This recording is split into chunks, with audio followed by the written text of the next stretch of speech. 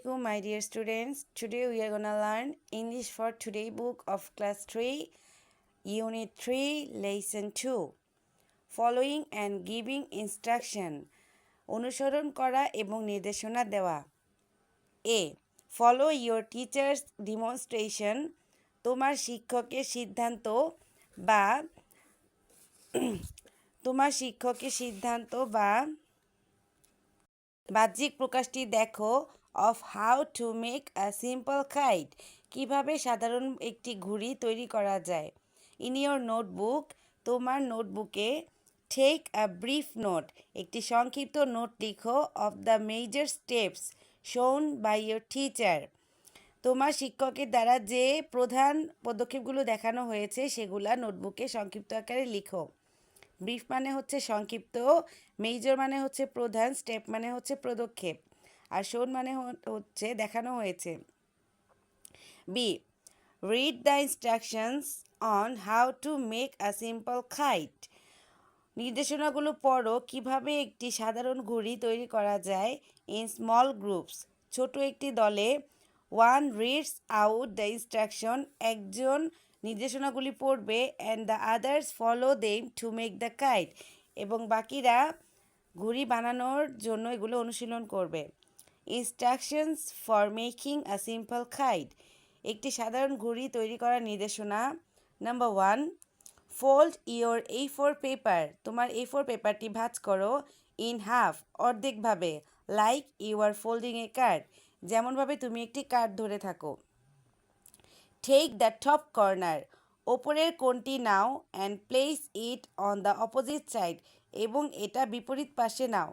Do the same on the other side, অপর পাশেও এভাবে করো। Number 4, staple them in place, তাদেরকে সেলাই করো জায়গা মতো। Make a shell for your kite, তোমার ঘুড়ির জন্য একটি লেস তৈরি করো। Number 6, put a hole punch around 1-2 centimetre from the staple and press to make a whole. 1 বা 2 সেন্টিমিটারের মধ্যে একটি গর্ত তৈরি করো পাঞ্চ মেশিন দিয়ে, এবং একটি গর্ত করার জন্য স্টেপল করো। Thread the string through the hole and tie in place, সুতো দড়ি দিয়ে বাঁধো ছিদ্রের মধ্য দিয়ে জায়গা মতো। Number 8, hold the end of the string and wave it around to fly it, দড়ির শেষ প্রান্ত ধরো এবং এটিকে ঢেউয়ের মতো চারপাশে উড়ানোর চেষ্টা করো।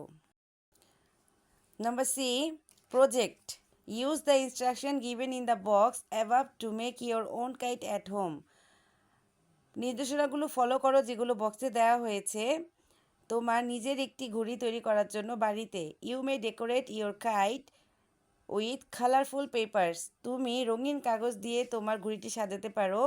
স্টিকার্স অ্যান্ড পেইন্ট, রং করে বা স্টিকার দিয়ে। You may use one of the following samples for decorating your kite, তুমি নিচের যে কোনো একটি স্যাম্পল কালেক্ট করতে পারো তোমার ঘুড়িটিকে সাজানোর জন্য। Bring your kite to the class on the day fixed by your teacher, তোমার শিক্ষকের ঠিক করা নির্দিষ্ট দিনে সেই ঘুড়িটি তোমার শ্রেণীকক্ষে নিয়ে আসো।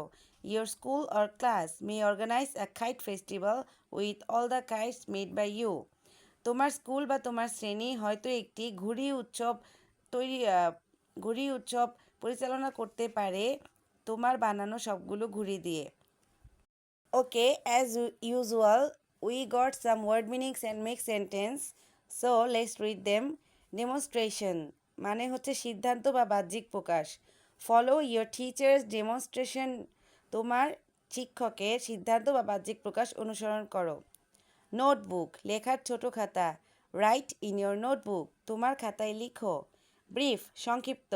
সেই দ্য আনসার ব্রিফলি, সংক্ষিপ্তভাবে উত্তরটি বলো। অপোজিট, বিপরীত। লার্ন দ্য অপোজিট ওয়ার্ডস, বিপরীত শব্দগুলো শিখো। ডেকোরেট, সাজানো। We decorated our house nicely, আমরা সুন্দরভাবে আমাদের বাড়িটিকে সাজিয়েছিলাম। ফেস্টিভ্যাল, উৎসব। ফেস্টিভ্যালস ব্রিংস পিপল টুগেদার, উৎসবগুলো মানুষদের আরও কাছে নিয়ে আসে, একসাথে একত্রে নিয়ে আসে।